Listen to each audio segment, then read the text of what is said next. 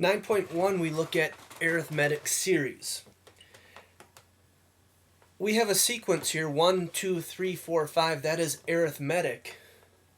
It's an arithmetic sequence because the common difference is equal to 1. It becomes a series if we put pluses in between the terms of the sequence. Now it's an arithmetic series. We can add the first two terms. That's equal to 3. We call that s sub 2. We can find the first four terms, s sub 4, sum of four terms. 1 plus 2 plus 3 plus 4. That's 10. We can find the sum of 8 terms. So 6 plus 7 plus 8.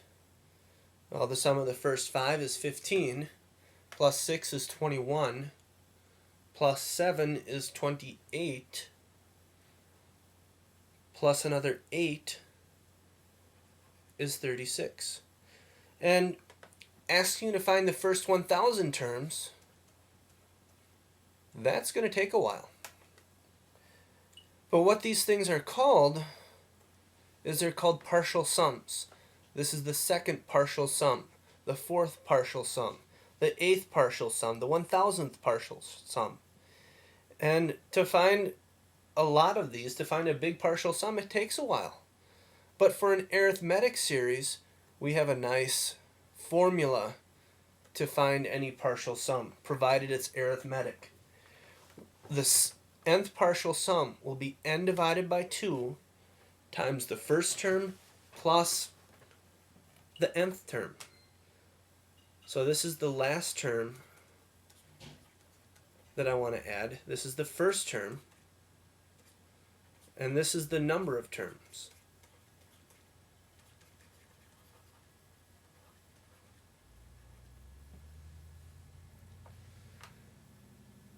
So here we have what's called sigma notation. This big E is the Greek letter sigma. It says add up everything that fits this rule, starting with n equals 1 and going up to n equals 5. So to write this out, it says first plug in n equals 1. So 3 times 1 minus 1. That's the first term of the series. Plus, sigma means add up all the terms. After n equals 1 comes n equals 2.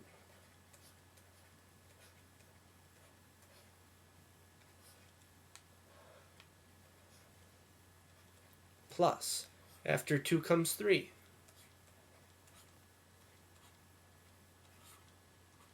Plus, after 3 comes 4. 3 times 4 minus 1. Plus, after 4 comes 5.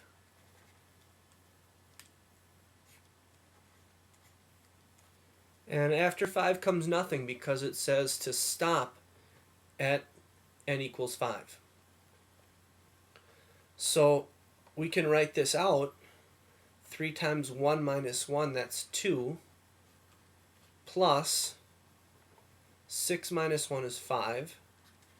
Plus 9 minus 1 is 8. Plus 11 plus 14. And we could add these up. Or we can notice that there's a common difference of 3. U sub 1 is equal to 2. And we're finding the fifth partial sum. So 5 divided by 2 times 2 plus u sub 5, which is 14,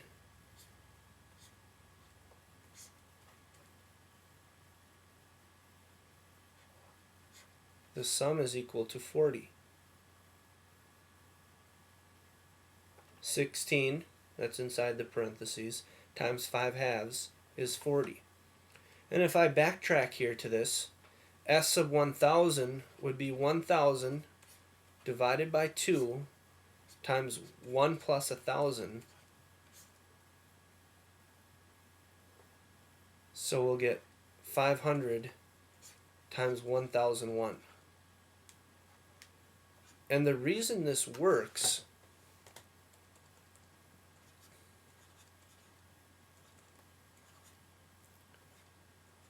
is kind of neat. If I take the first term and the last term and add them together, we get 1001. If I take the second term and the second to last term and add them together, I get 1001. If I take the 3 and the 998 and add them together, I get 1001. And I'll have 500 of those pairs, exactly half of how many terms I was adding together. And that's what happens with an arithmetic series all the time. If we look at this sum here, 2 plus 14 is 16. 5 plus 11 is 16. And then we have 8, half of that. 5 halves. So let's evaluate these two sums. With the first one, I can write out a few terms here. 2 times 1 plus 3 plus 2 times 2 plus 3 plus yada yada. What I find is that this is 5 plus 7, and if I did n equals 3, I'd get 9, and so on and so on. But what we can notice here is that there's a common difference of 2. A common difference is a lot like a slope.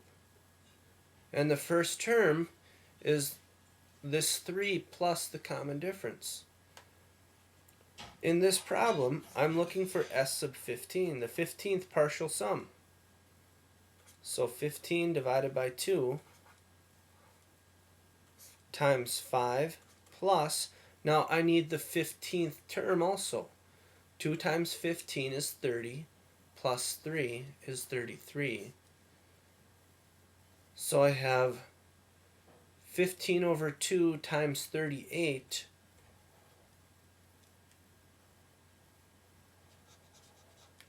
which gives me my sum, which is 285.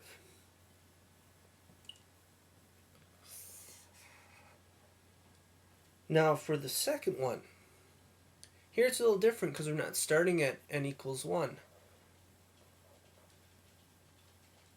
And what we could think of this as is the difference of two partial sums. I could find the 17th partial sum, but I don't want the whole thing. I don't want n equals 1, 2, 3, or 4. So I can subtract off the fourth partial sum. I'll show you another way to do this in a minute. But here, the first term, u sub 1, that would be 3 times 1 is 3, take away 5 is negative 2. The common difference, aka the slope of this linear relationship, is 3. And u sub 17, 3 times 17 minus 5 is 46. So s sub 17 is 17 over 2 times the first term plus the 17th term. So that's 17 halves times 44, which is 374. S sub 4, I'll take 4 divided by 2 times the first term plus the fourth term. 3 times 4 is 12. Take away 5 is 7. This is equal to 10. So my sum the sum of this series is equal to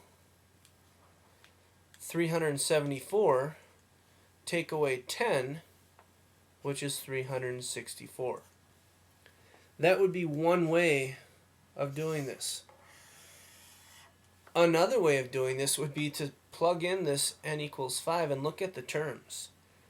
3 times 5 take away 5 is 10, plus 3 times 6 take away 5 is 13, plus next term would be 16, plus yada yada yada until I hit 46. The last term, that's what I get when I plug in 17 for n. We can think of this as sort of a start over for our series. We can think of this as being the first term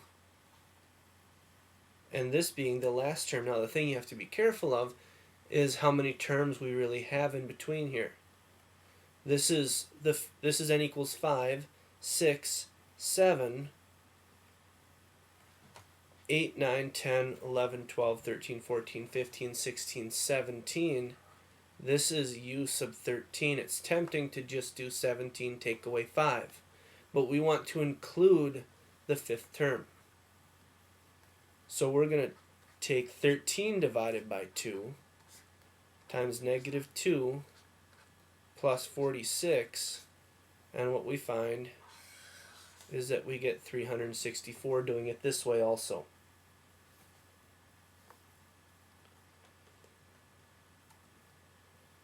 So give this one a try. Pause the video and find the sum from n equals 1 to 10 of negative 2n plus 1 being the rule. Here the common difference is negative 2. U sub 1, when we plug in this 1,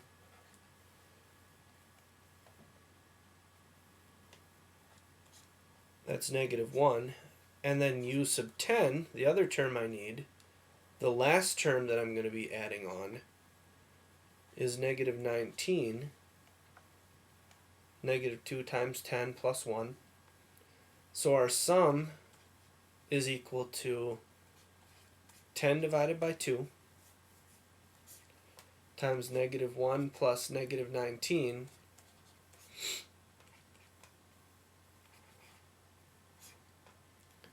5 times negative 20, that's negative 100. So for an arithmetic series, this rule provides us a very quick, efficient, and accurate way of finding the sum of a specified number of terms.